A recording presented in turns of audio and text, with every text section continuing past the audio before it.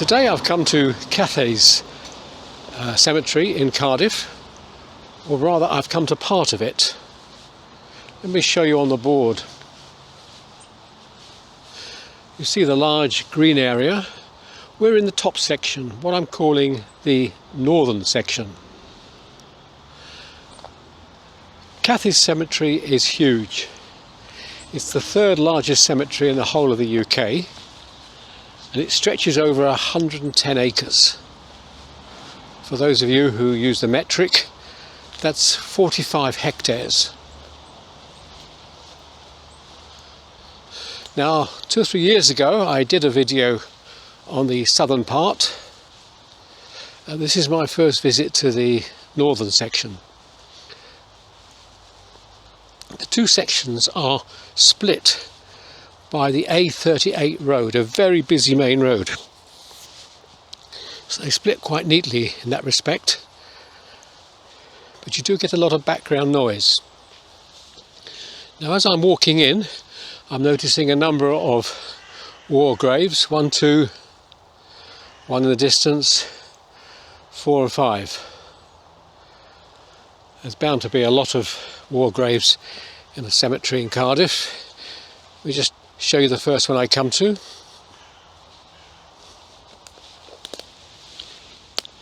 This one is Sergeant J.M. Murphy, Royal Army Service Corps, and that was 1941, age 25. And at the bottom, family have put beloved son of Ellen Murphy, on whose soul, sweet Jesus, have mercy. I'm walking a little further in. You see they've left the grass fairly long. It's not too bad. You have to just check your footing for the odd curbstone. Now the graves inscriptions are all facing away from us. Let's just swing round. But even when we can see them, they're not easy to read. Now that's interesting. One over here with the Chinese characters. This one looks a little bit more modern. Let's pick up the inscription on it. William F. Chase, 1967-75, Lillian A. Chase, and Audrey Chase and Beatrice Rawlings. Well, I'm making my way back to the centre path. The going in the grass was quite hard. There were curbstones and then holes where the ground had sunk. Quite easy to sprain an ankle. So I've moved on to the central path. I'm just walking up from the gate we came in. 2 more war graves over there. They do stand out so clearly.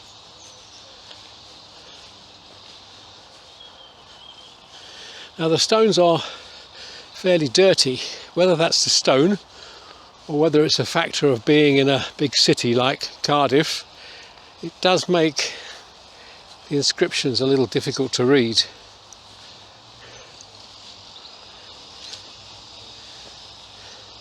There's a couple over here which are presumably newer ones. They're in the black shiny stone with gold lettering. The one on the right, Albert Williams and his wife Agnes, their daughters Constance and Evelyn, and a lovely Welsh name, Mfanwy Jenkins. Mfanwy.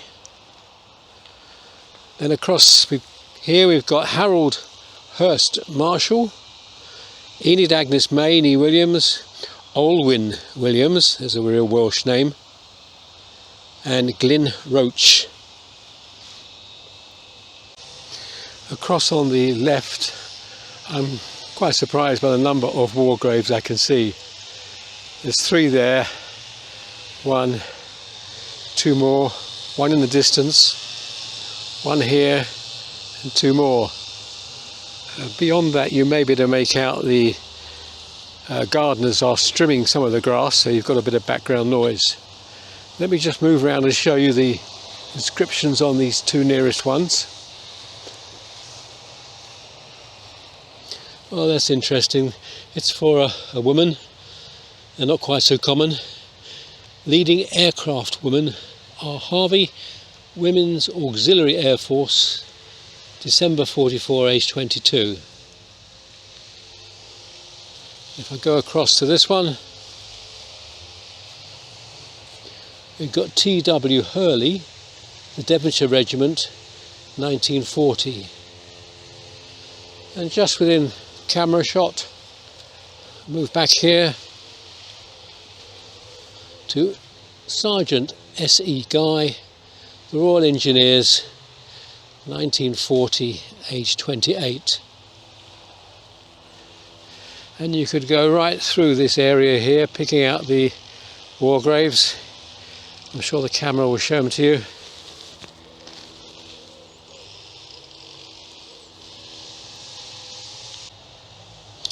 And I thought this one a little out of the ordinary. S. Smart. He was the master of the steamship Stanlake, and he was aged 67 when he died in 1941. This is a very nicely kept grave in the white marble. The latest edition appears to be 1982, and that's Rosina.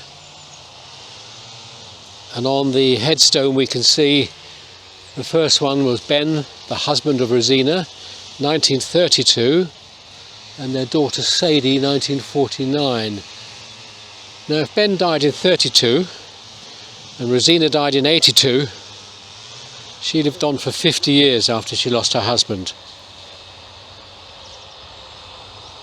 Well, I've turned to the right and I'm moving away from the gardeners who are busy trimming the grass.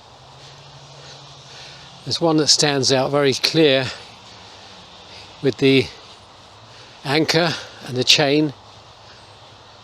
There's so much work in doing that. And underneath we can see what looks like a Scandinavian name, Carl J. Boe, and 1874 to 1928. I'll leave you to pronounce the two place names underneath. But a very nice memorial. Now I'm spotting something back here which looks a bit unusual. They look almost like war graves, and I think they are war graves, but not in the style that we're used to. And here we see, in fact, Norsk, Norway, Ole Pedersen. And then directly behind that, two more, Sven Anundsen and Henry Vaughan Carlson. And then yet another one behind. I'm not sure I've ever seen this style of war grave before for the Norwegians. It's rather nice with the embossed anchor on top. Alf L. Hansen, 1943. Just to the left of those war graves we see half a dozen with the same shaped stone, and these also appear to be Scandinavian. The surname there is Nordstrand. Moving across to this one, Albert Mikkel Waller, and then Morten Baal Mortensen. So we appear to have got into a little area in the cemetery which is special to the Scandinavian people. And if I turn around,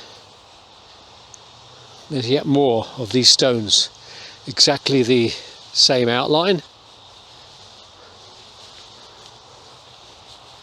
This one is Lennart Christiansen, 1919, with other names beneath. I go back here, watching my feet on the curbstones. Lauritz J.A. Clausen, 1919. So you can see this area where these graves are, and over there are the war graves. A little further in there are one or two larger memorials. Now these are nowhere near as large as the awesome constructions in the southern part of the cemetery in my other video, but they're still quite impressive.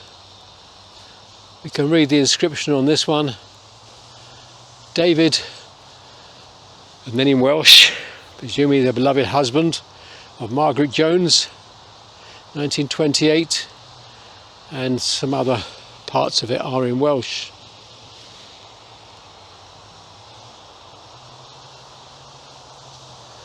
We'll carry on down. This shrub has got a bit out of control. Presumably quite small when it was originally put on the grave. One here for Benjamin Davis, 1928.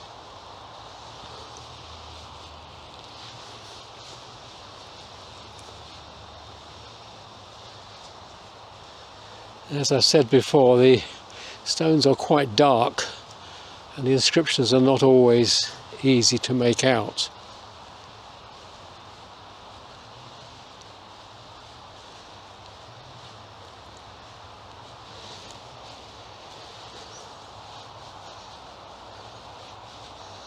There's one new one put into a filling space with a lovely name. Our dear father, Seraphim Duarte, 1961, age 71. Seraphim. I think that's a new one on me. And I'm walking across to the other clear inscription: Frederick T. Williams, devoted husband of Eleanor and dad of Valerie. He was aged 59 in 1968. And then we've got Eleanor Maud underneath. And I've just moved a few yards on, and behind this hedge here are a lot of the war memorials. I'm guessing 60. I haven't counted. And in fact some of them have multiple names on each stone. I'm noticing this one here: Pioneer Kavanagh, P. Kavanagh, 1920, P. McCarthy, 1920, and Courtney, 1920. They're all different dates. Were they the result of the huge flu epidemic that hit the country about that time? It killed so many people after the terrible war.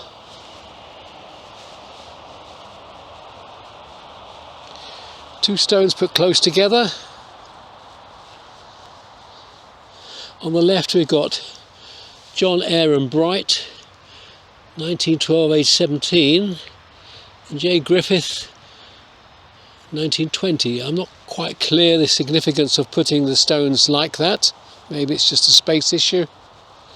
I see behind, if I can step over the flower bed, there are three. All different dates, different names. R. Partridge, F. Bartlett, and E. Archell. Beautifully kept area.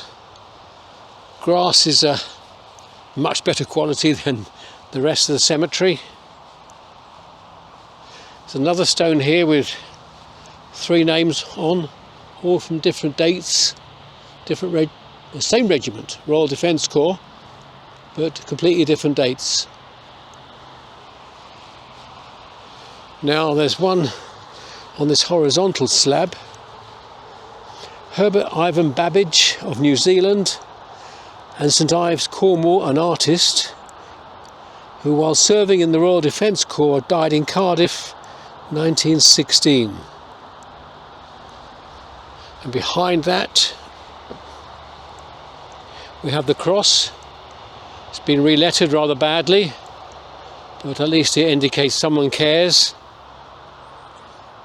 R.H. Pell, Dick, presumably the first name is Richard. He died in 1916 of wounds. Now I'm just going to go around this way because there's a stone that stands out. As I move down the row,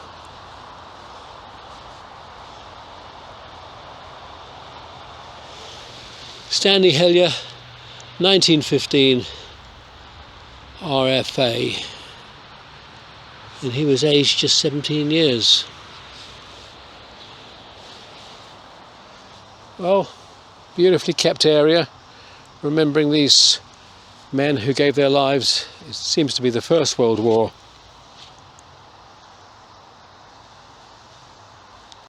Nearby are two boards, one in English and one in Welsh, telling me about the area. And I see from the plan on the right that there are various areas, one for Australian Army graves, one for Canadian, and one or two people who are named.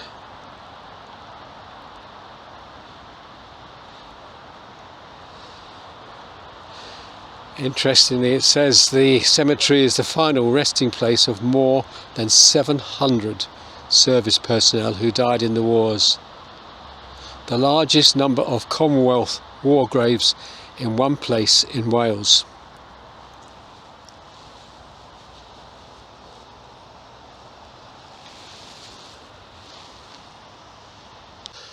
Directly opposite from those war memorials, headstones, is this rather nice one of an angel with a wreath or bouquet of flowers.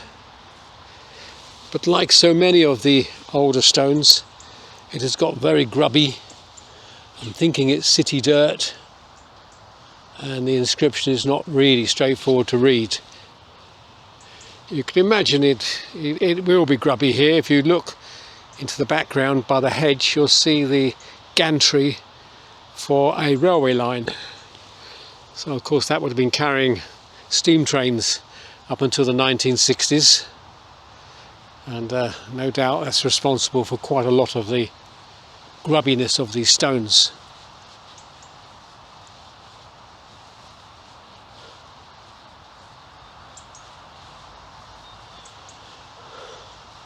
The new ones are straightforward to read. Constantine George Andridis, 1998, aged 82, and Beryl Clarice Andridis.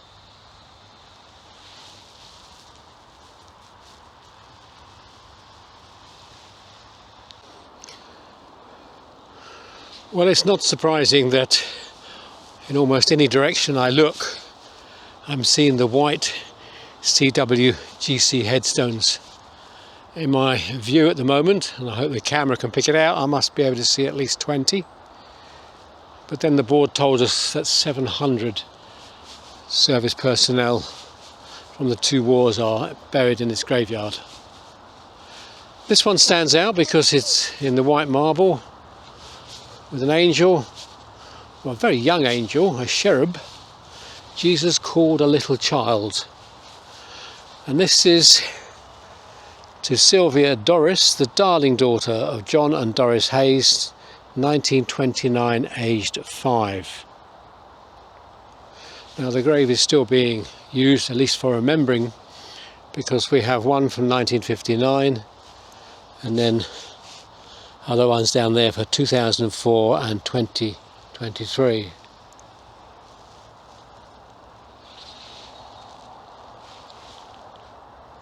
I would just like to say top marks to Cathays Cemetery for when they do find a stone that is unstable.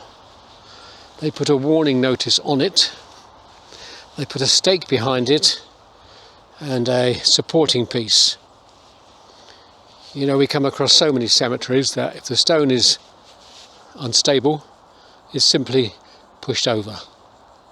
So top marks to Cathays for trying to save the memorial stones. Now there are one or two that are over, but they have been laid over nicely, not just pushed over. You can see one here, a tall one, which was probably quite unstable, but it's been laid down, and that's okay.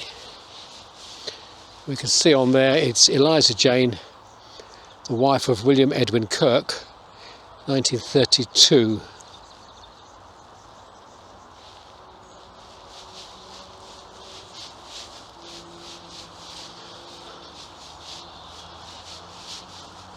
We're carrying on back along a parallel path to the one I came in on, heading back towards that busy road. And what I'm seeing on the left looks like a garden of remembrance. These, as we all know, are for people that were usually cremated, sometimes buried elsewhere. And you just have a memorial on a much smaller plot than a full burial plot. It's a more economical way of having a funeral, and it also helps the problem with the graveyards becoming overcrowded.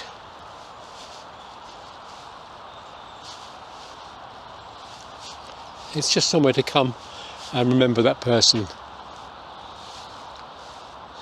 There's an area here laid out for the next lot of memorials, and on my right are what looks like older ones. One there from 2005. And there's 2021, so not so long ago.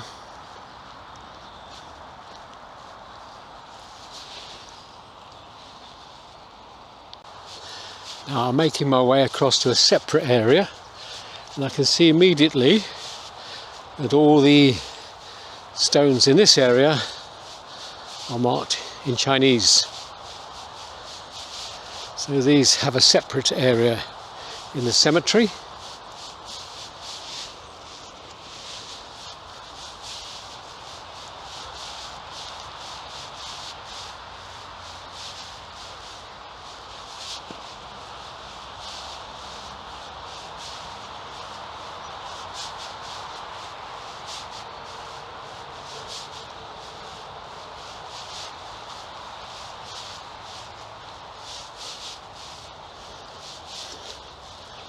This one has a very clear inscription, very large characters.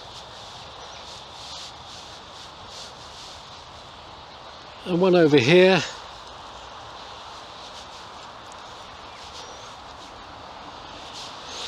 A lot of information.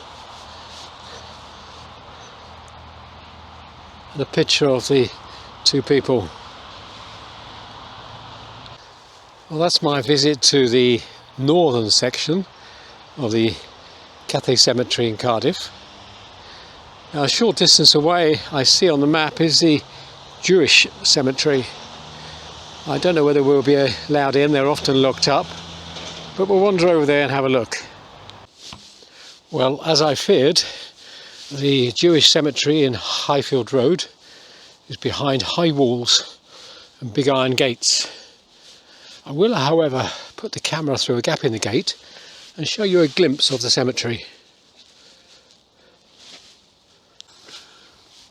And there through the arch you can see the cemetery, not so different from any other cemetery, but completely inaccessible.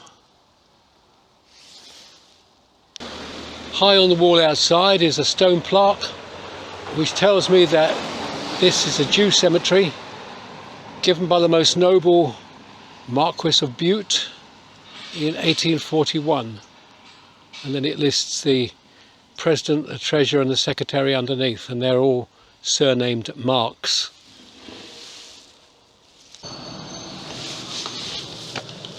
And another view over a second gate, give you some sort of view of the Jewish cemetery. Well, I'll close this video with another shot of the wonderful architecture in Cardiff. It really is a wonderful city if you like the buildings, fantastic buildings, one of the great cities. I hope you enjoyed the video. of the section of the cemetery. And so, till the next time,